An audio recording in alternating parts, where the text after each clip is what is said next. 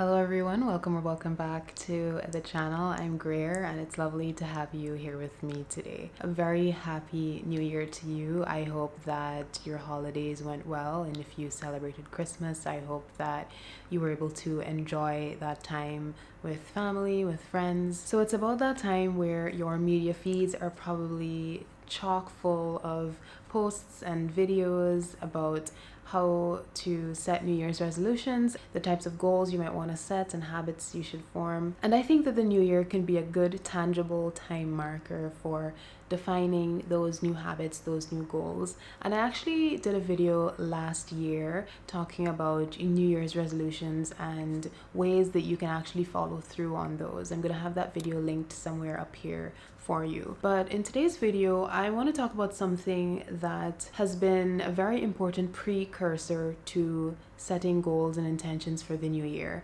and that is reflection. Being intentional about taking time to actually sit down and think about what you'd like to leave in the past year and what you'd like to take with you as you move forward. Often it's not until you step back and use hindsight to put certain things into perspective that you can have certain realizations about things that may have happened, situations in the past. You realize, this is why I had to lose that friendship or that job. This is why I had to give up on this specific goal.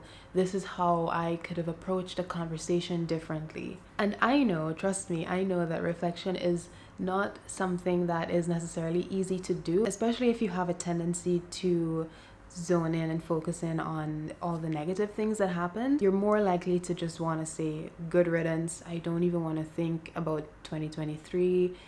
We'll just leave her in the rear view. And this is quite normal because our brains have actually been hardwired through evolution to focus on the negatives. And this is related to something called the negativity bias, which is our tendency to not only register negative stimuli more readily, but also to dwell on those events. Now, one of the ways we can overcome this is by savoring positive moments. Maybe you weren't very good at doing that in the moment during the past year, but now is as good a time as ever. At the end of every year, I like to sit down and do what's called a yearly review. This is something that I picked up a few years ago from the YouTuber Abdaal, and this is something that usually helps to put me in a much better frame of mind going into a new year.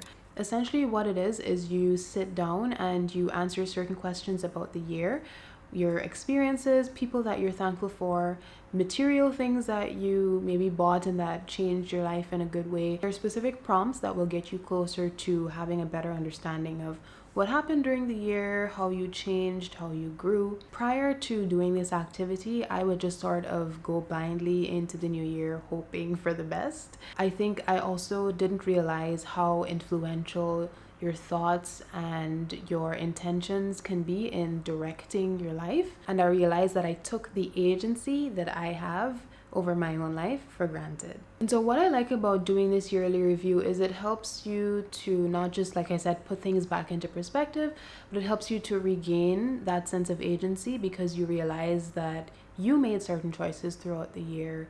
You decided to make a change or not make a change. So one of the questions in the yearly review, for example, is what did you learn about yourself during the year? One of the things that I sort of knew about myself before, but that I think was really further illustrated to me during this past year, is that I have a tendency to downplay my achievements. And when something good happens to me, I do have those initial feelings of relief and happiness and joy, but I really don't give it enough time to sink in because my mind automatically goes to, okay, what's next? What do I need to do now? And then I start worrying and being anxious about what comes next. And so it's a very unproductive cycle.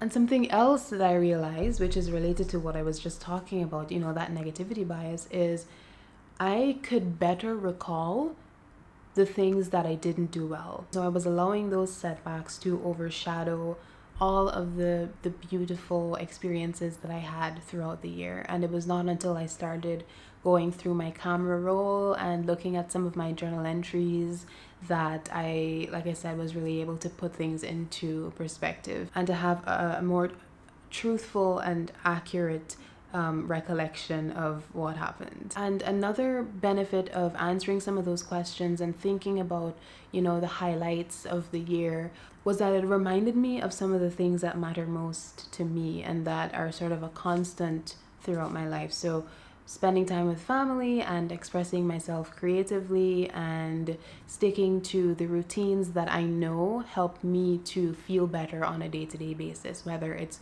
reading consistently, getting outside instead of being cooped up, indoors all day, being active, moving my body. And so what I found reflecting really useful for is resurfacing the things that you truly value, and that in turn provides a good foundation for the goals and intentions that you want to set moving forward. Now, I think it's important to remember that no matter what happened last year, the year before, what you went through, what you wish you had or hadn't done, if you're watching this video, that means you're still here, right? We're here. And it means that you found a way through whatever challenges you may have been facing. Maybe you're still finding a way, but you're pushing through.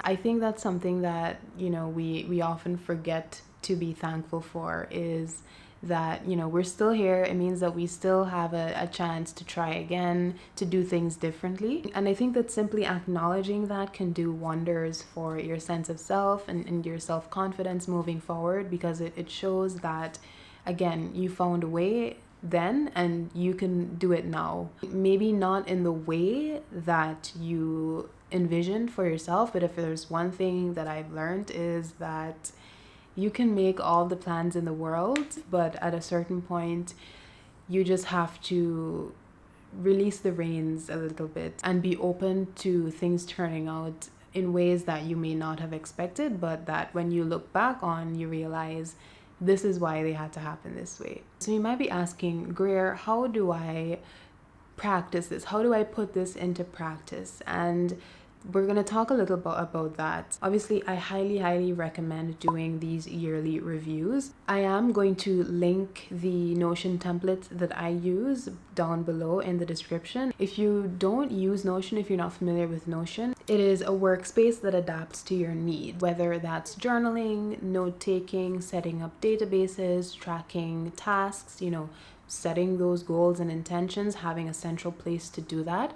I would highly recommend using a tool like Notion. And so if this sounds like a tool that you'd be interested in using, I'm going to have an affiliate link in the description that you can use to go ahead and set up an account for my use cases. And I think for anyone who's just starting out, I think that the free personal plan is more than enough. So again, my affiliate link is going to be down in the description. Now, what I will say is that this yearly review template is very specific. It asks very pointed questions, and I can appreciate that maybe not everyone will be willing to go through and answer all of these questions individually. But again, there's no one way or no perfect or correct way to reflect. So I would also suggest maybe just doing a very free-flowing journaling session, stream of consciousness, whatever you can think about relating to last year that comes to your mind. You can do that in a physical journal, in your notes app. You can just jot down some thoughts on sticky notes, whatever works for you. Another idea is maybe to record yourself talking about the past year. It can be a video recording, it can be you just speaking into your voice memos app. And this is not something that you have to share with anybody. Sometimes we have so much going on in our heads that it's not until you actually vocalize it, and there's just something about the act of actually speaking and saying things out loud that really helps you to process, any emotions or feelings or even ideas. And again, this is not something that needs to be perfect or polished or outlined in any way. It's just an outlet for you to be able to recap. I mentioned this earlier, but another good way to really reflect on a holistic level is to go through your photos, go through your notes app, go through even your social media, texts, conversations that you've had, your old to-do lists and your calendar events. I think this also helps to give you a more complete picture of how the year progressed for you, how you spent your time, who you spent your time with, and what are some of the things that you did and didn't enjoy. And then see if those things align with what you said that you wanted for yourself at the beginning of the year. And then finally, I also want to encourage you to think about and give space to those ideas that maybe you had during the past year. You put them in your drafts, you know, shove them in a drawer. Maybe you thought that they were too far-fetched, or that maybe you didn't have the skills or resources in order to take action on those ideas. Maybe you found yourself thinking about starting a YouTube channel or writing a book. Maybe you were afraid of judgment. Maybe you had some imposter syndrome. I just think that now, during these reflection sessions, is the perfect time to revisit those ideas, because more often than not, there's a valid reason that that idea came to you. Maybe it's not going to pan out in the way that you expect it to, but if you don't give it the space, if you don't allow it to breathe, then it's not going to pan out at all. And I saw that with this channel. You know, I put it off for so long because I had all of these inhibitions, and I was thinking about how people were going to perceive me and whether I could really, you know, be consistent enough. And there came a point where I just had to set all of that baggage aside and try. And I did. You found me, and we're here together now, and you know, I'm really looking forward to growing this channel. And so all of that to say, again, give your ideas space to breathe, give them the validation that they deserve, and start actively thinking and mapping out what it is that you need to do to make something of those ideas. And so I just wanted to come on here today and, you know, share that with you, because it's something that has been on my mind, you know, as I've been going through my own reflections and reviews.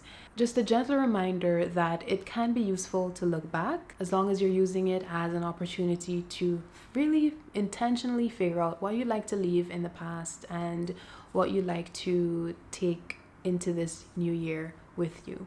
If you enjoyed the video, remember to leave a like and subscribe. Comment and let me know if reflection is something that is a part of your end of year or beginning of year ritual or practice. I'd love to hear what your approach is.